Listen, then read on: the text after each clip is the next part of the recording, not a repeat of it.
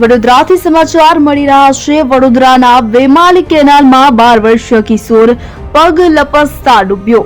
ગત રોજ સાંજે 6:30 વાગ્યાની આસપાસ હરણી નદી આવેલ વેમાલી કેનાલમાં એક કિશોર ડૂબ્યા હોવાનું સામે આવ્યું છે।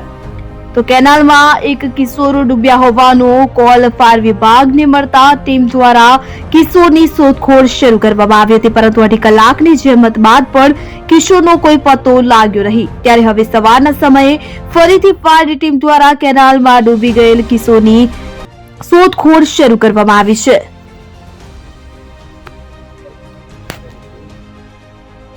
આપણું છાણી કેનાલ પાસે 3 છોકરા કંઈક ફરવા આવ્યા અને કંઈક મસ્તી રમતા રમતા કંઈક છોકરો કેનાલમાં પડી ગઈ એવો કોલ અમને અમારા કંટ્રોલ રૂમ તમને મળે કે આ ગઈકાલનો જે બનાવ છે કે આજે અમે લોકો આવે છે શોધખોળ કરવા માટે।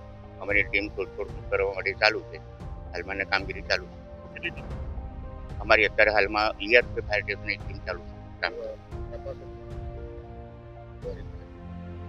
કામગીરી ચાલી રહી છે એટલે બોટ આપણે અંદર કરી છે કેનાલમાં ને કામગીરી ચાલુ છે।